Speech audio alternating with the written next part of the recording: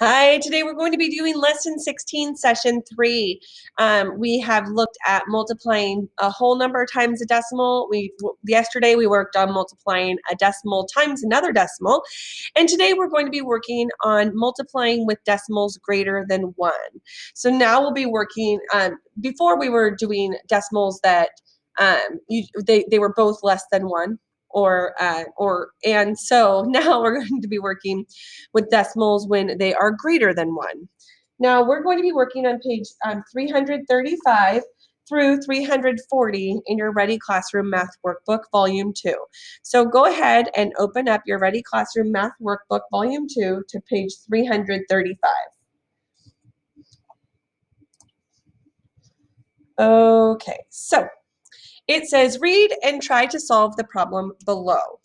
It says this: Jaden made a rectangular sign that is 1 4/10 meters long and 1 2/10 meters wide to post on the wall of his store.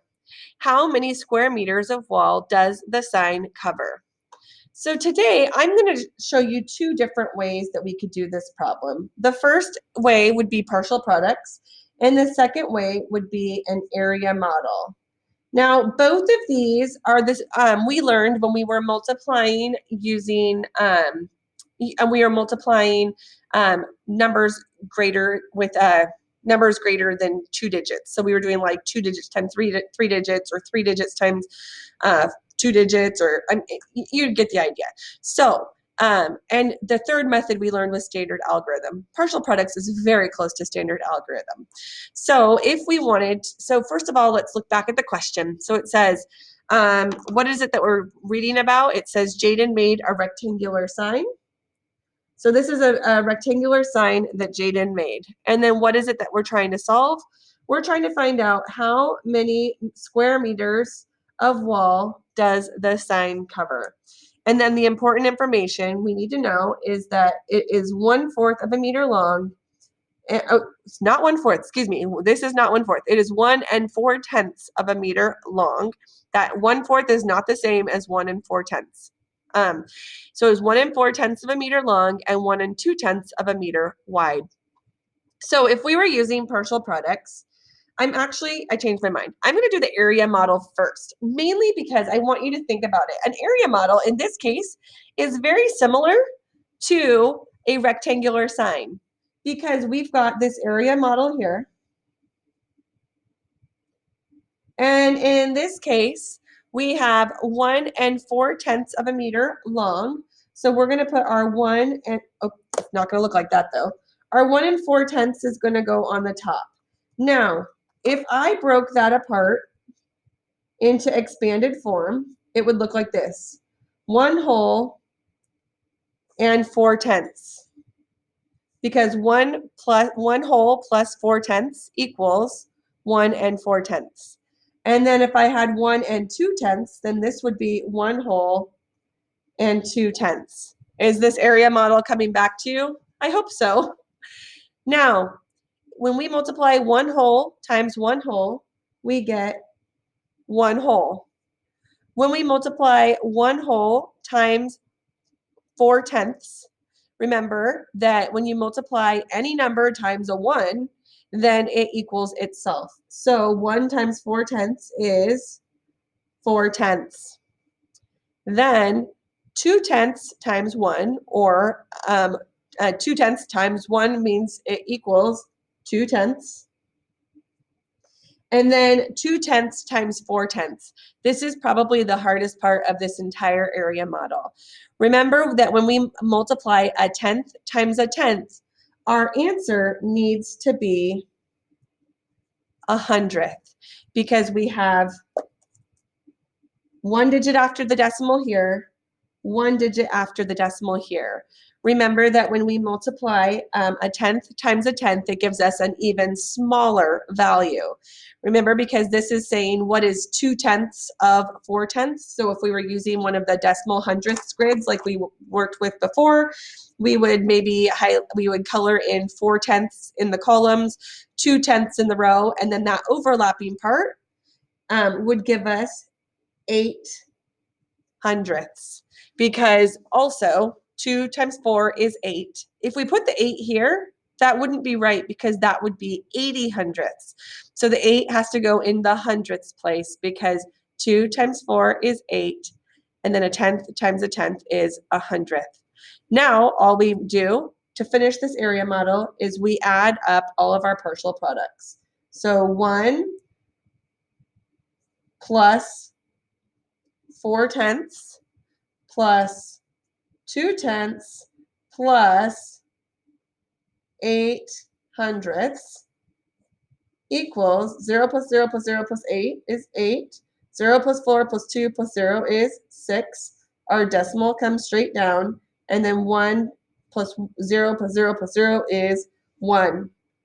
So 1 and 4 tenths times 1 and 2 tenths equals 1 and 68 hundredths. So that is how you would do this problem using an area model.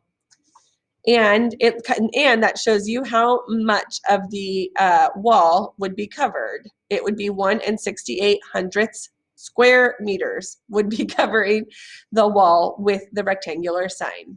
So now let's go ahead and do this as a partial product. So what is 1 and 4 tenths times 1 and 2 tenths? So first, we're going to look at this 2 tenths.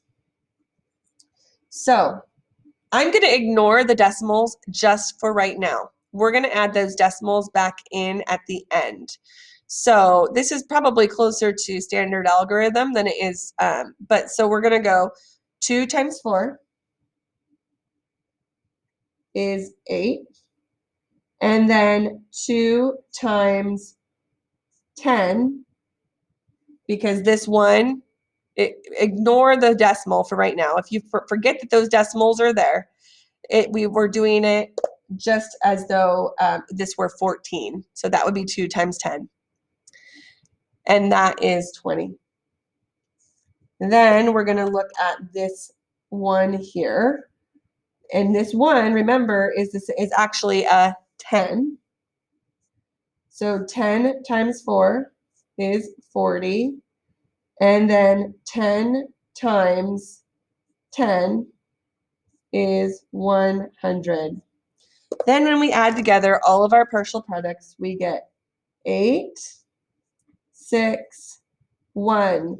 And now is when we come back and we look and go, okay, we have 1 digit after the decimal in this factor and 1 digit after the decimal in this factor. So the decimal is going to start on the right at the very end and then go over 1, 2 places to get the value of 1 and 68 hundredths. Now we're going to practice that quite a bit. But I just wanted you to kind of get an idea and remind you how to do this process. If I was going to use standard algorithm,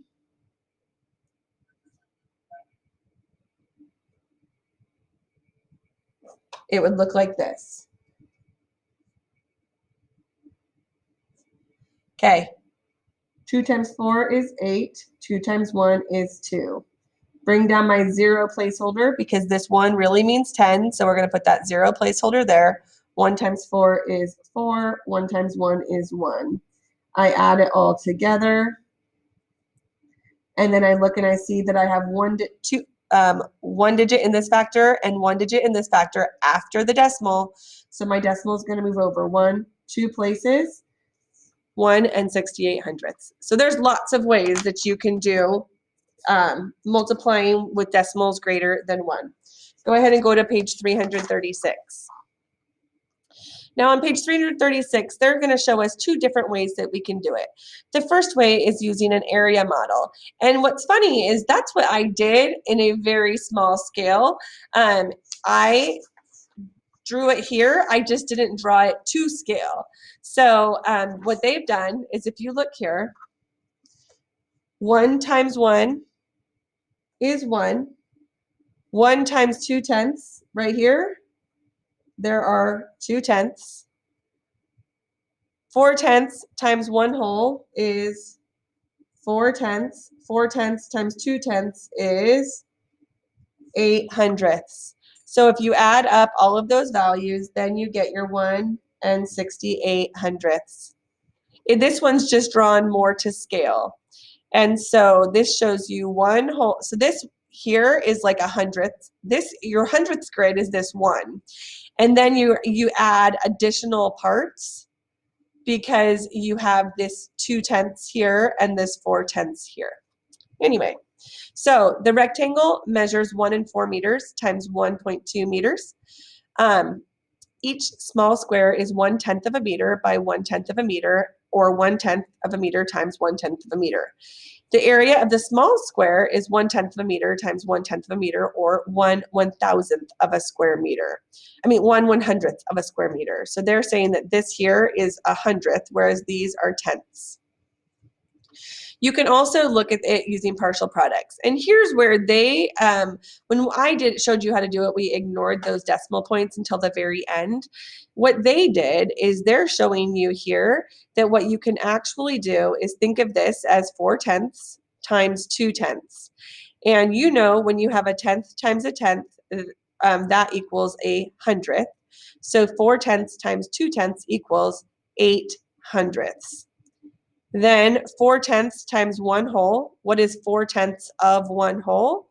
4/10ths of 1 whole equals 40/100ths. What is 1 times 2/10ths? Well, 2/10ths of 1 whole is 2/10ths, or 20/100ths. And then finally, 1 whole times 1 whole equals 100/100ths, because there are 100/100ths in 1 whole. Then you can add up all of your hundredths and get your answer of 168/100ths. And then if you want to write that as a decimal, you just have to make sure that your 68, that 8 ends up in the hundredths place. 1 and 68/100ths. So don't worry too much about this. I think that most of you are probably going to settle using, you need to know how to do the area model. Most of you will probably settle on using, if I had to guess, probably the standard algorithm, but we'll find out. Go ahead and go to page 337. Now on page 337, it says, to solve the problem, looking at the of 1 and 4/10ths times 1 and 2/10ths, you can estimate the area of the wall with the sign will cover. So explain your thinking. So we can look and see that 1 and 4/10ths and 1 and 2/10ths are both about 1. So 1 times 1 is 1. So we know that it's going to cover about 1 square meter. That's estimating both of them, rounding both of them down to 1 whole.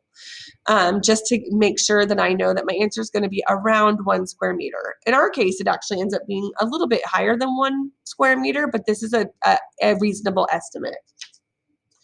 Now, if we're looking at the picture it, we want to complete this area model below to find the area of each of the 4 sections of the rectangle, but we already did that. So if we look here, we can see that 1 times 1 is 1, 1 times 2/10ths is 2/10ths, 4/10ths times 1 is 4/10ths, and then 4/10ths times 2/10ths is 8/100ths. Don't forget that a tenth times a tenth equals 100th. Then, if we are looking at the model it section down below over here, how do these partial products relate to the area model above? So these partial products that we get here, or all of these values here, how do they relate to the values here in this area model? The partial products show the area of each of the 4 sections of the area model. So this 8 correlates to this 8 here. This 40 is this 4/10ths here, or this 8 is this 8/100ths, I should say. This 20 is this 20/100ths, or 2/10ths, and then this 100 is this whole, or 100/100ths. Number 4. Both the picture and the model it show that 1 and 4/10ths times 1 and 2/10ths is how many hundredths? 168/100ths. because if we were looking at this as hundredths, if we counted every single one of these tiny little squares that are in this hundredths, in this area model, we would see that there are 168 of those little tiny squares. Or here, when we add together all of our partial products, we get 168 hundredths. So what is the area of the sign written as a decimal? Remember that our answer is 100th. So we need to put that decimal back in the number so that the value of this 8 is still 100th. Number 5 says, explain what you know about a product when you multiply a tenth by a tenth. When you multiply a tenth by a tenth, the product will be in the hundredths. Now I want to share with you this grid that I made that will either help you or maybe possibly confuse you a bit. I am not sure, but I want to share it with you because I want you to kind of get an idea. And I think that I might have already shared this with you once before. So remember that when we multiply a whole number times a whole number, the resulting answer is a whole number. A whole number times a tenth is a tenth, a whole number times a hundredth is a hundredth, and a whole number times a thousandth is a thousandth. This stays pretty standard, so this is a little bit easier because whenever you're multiplying any whole number, your resulting answer will be whatever that decimal of that second factor is. Now, when we multiply a tenth times a tenth, remember that that's saying the same as saying what is 1/10 of 1/10. What is, if we have 1/10, what is 1/10 of 1/10? And remember that equals 1/100th. Because when you're taking two decimals that are less than 1, you make the result is an even smaller decimal. So 1/10 times 1/10 is 1/100th. 1/10 times 1/100th is 1/1000th. And if you did this, 1/10 times 1/1000th is 1/10,000th. Also, if you have 100th and you multiply it by a tenth, you get 1,000th. And then if you multiply 100th times 100th, you get 1/10,000th. So this is just like I like to call it a little cheat sheet so that you know kind of what you're looking at. And remember, you can always, that the number of digits that comes after the decimal always is the same as your product. So here, if we had 1, 2, 3, 4 digits after after the decimal in each factor, you add these two and these two together, and your answer will have 4 digits after the decimal in the final product. Okay, I just wanted to go over that one more time since we kind of were on that idea. Now let's go ahead and go to number 6. Is the product of 1 4/10 times 1 2/10 greater than or less than 1 2/10? Why? So the product is greater than 1 2/10 because you are multiplying by a number greater than 1. So remember that when we multiplied two decimals like 4/10 times 2/10, like we did up here, we got an answer that was much smaller. We got an answer of 8/100ths because both of these factors were less than 1. But now that we're multiplying by two factors that are greater than 1, then we know that we are going to get a product that is greater than both of these factors because we're multiplying by two that are greater than 1. So that's the one main difference between multiplying by decimals that are less than 1 and decimals that are greater than 1. So if we now look back at our reflection, we learned many different strategies today for multiplying a decimal, multiplying decimals by that have a value of more than 1. And so I want you to share with me the strategy that you like best when you're multiplying decimals greater than 1. What is it? Is it the partial products, the area model, or standard algorithm? Or here, this is the area model, this is partial products, and then back here, this is standard algorithm.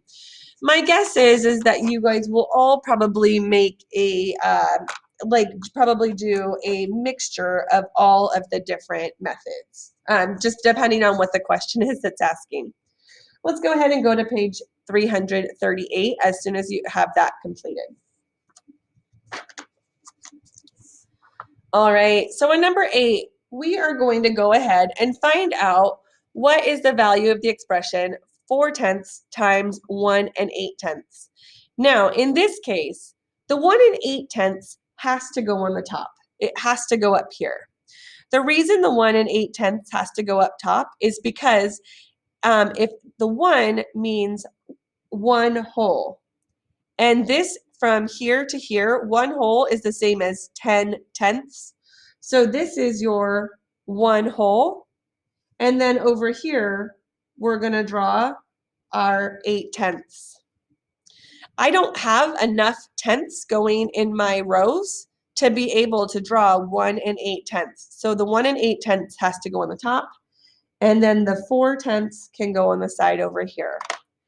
And then we can get our highlighters out. I'm going to go ahead and highlight my 1 and 8/10 as my all of my columns. And then my 4/10 are going to be my rows. So since this is a lighter highlighter, I'm going to go ahead and do my rows first. So I'm going to highlight 4/10 first.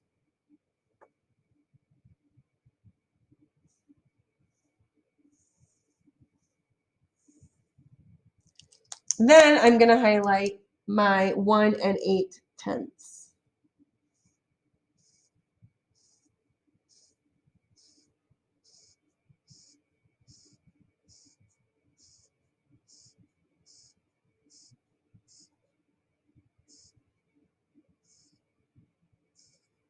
All right, so there we go.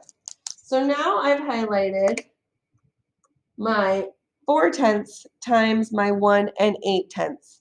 And then my resulting answer is going to be however many I have that are in all of this that's colored in. So I can go ahead, there's a couple ways to do this, but I'm going to go ahead and we're going to do a little bit of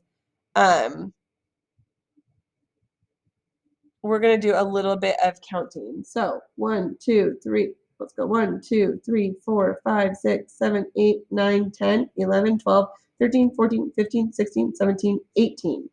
So we have 18 going across, and then we have 1, 2, 3, 4 going up and down. So we're going to go ahead and multiply. What is 18 times 4? 8 times 4 is 32. 2, carry my 3. 4 times 1 is 4, plus 3 is 7. So I know that I have 72 of those tiny little boxes, and that is 72 hundredths, because each of those tiny little boxes is 1/100th. And I have highlighted in orange, or both pink and yellow, I have highlighted 72 boxes, or 72 hundredths. Now let's look at number 9. Rosa filled her car's tank with 9 and 8/10 gallons of gas. Each gallon cost $3.85. How much did Rosa spend on gas? Show your work. So we have gas cost $3.85 a gallon, and she put in 9 and 8/10 of a gallon of gas. Now, for the time being, we're going to go ahead, and I'm going to use standard algorithm to do this problem. We're going to go ahead and we're going to kind of not think about those decimals being there, and we're going to multiply what is 385 times 98. That's what we're going to do right now. 385 times 98. Then at the very end, we'll put our decimal back in. So let's go ahead and put our decimal back in. So we will go this route. All right, so first we're going to start with this, with the 8. 8 times 5 is 40. 0, carry the 4. 8 times 8 is 64. 64 plus 4 is 68. 8, carry the 6. 8 times 3 is 24. 24 plus 6 is 30. And then I'm done with my ones digit. Then I'm going to look at this 9, which actually means 90. The way that I make it 90 is I put a 0 in my placeholder, and this 0 makes this 90. Now I can simply multiply 9 times 5, which is 45. So 5, carry the 4. That worked out nicely. Then 9 times 8 is 72, plus 4 is 76. 6, carry my 7. I forgot to erase my carries, but that's okay. I just drew over it in a different color. 9 times 3 is 27. 27 plus 7 is 34. And then I'm going to add the two values together to get my final product. 0 plus 0 is 0. 8 plus 5 is 13. Carry the 1. 0 plus 6 is 6, plus 1 is 7. 3 plus 4 is 7, and 3 plus nothing is 3. Then from there, I'm going to go ahead, and now is the important part where I go back and I look and I say, how many, now that I'm going to not ignore that decimal anymore, how many digits come after the decimal in the first factor of 3 and 85/100ths? Well, 2 digits come after the decimal. And then how many digits come after the decimal in 9 and 8/10ths? 1. So that means that I'm going to start all the way on the right-hand side, and I'm going to move my decimal over 3 place values. So I'm going to go over 1, 2, 3. And so my resulting answer is going to be, remember we're talking about dollars, $37.730. Now, does that make sense when we're talking about money? No, it doesn't, because we would never have the 3 digits after.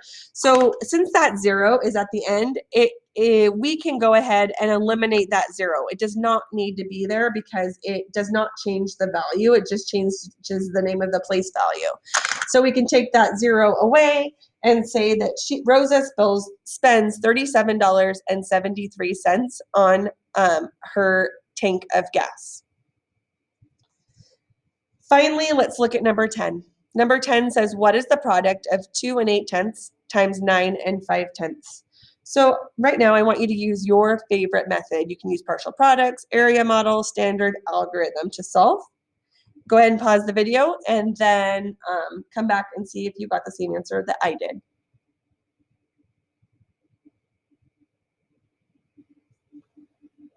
All right, I think to do this problem, I'm going to go ahead and use an area model, because I do like the concept of using an area model.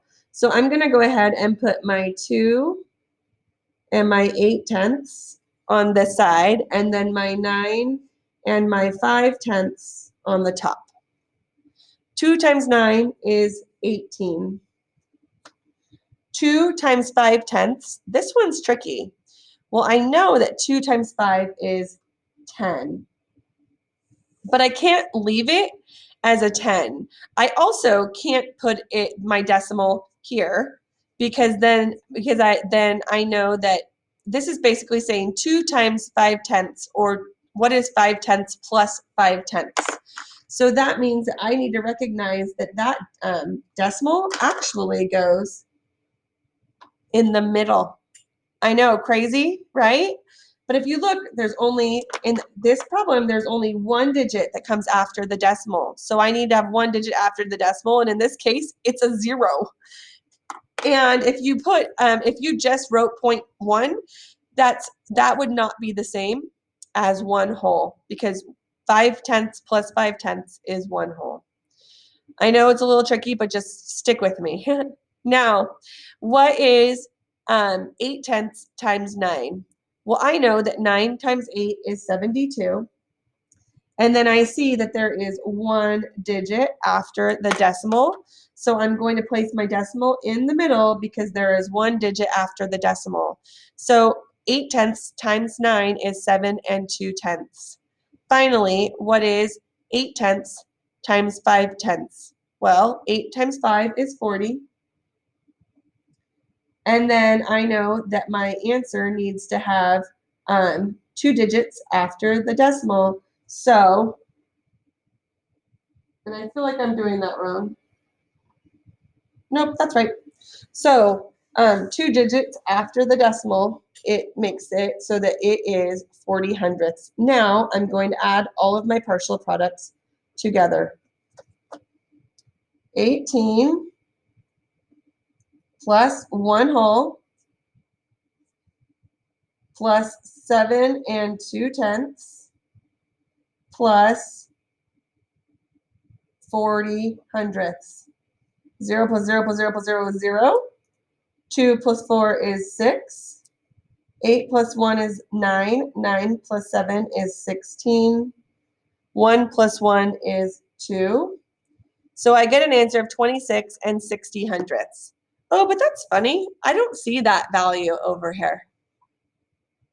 Oh, the same as up here. Remember, when you've got that 0 at the end, you can just take that, as long as the 0 is at the end, it doesn't really change the value of to take that 0 away. So we're going to go ahead and take that 0 away. So our answer is 26 and 6/10. There you go. So as always, well, right now you're going to go ahead and work on pages 339 and 340 on your own. As always, if you have any questions, you can always email your teacher. Otherwise, I'll see you next time.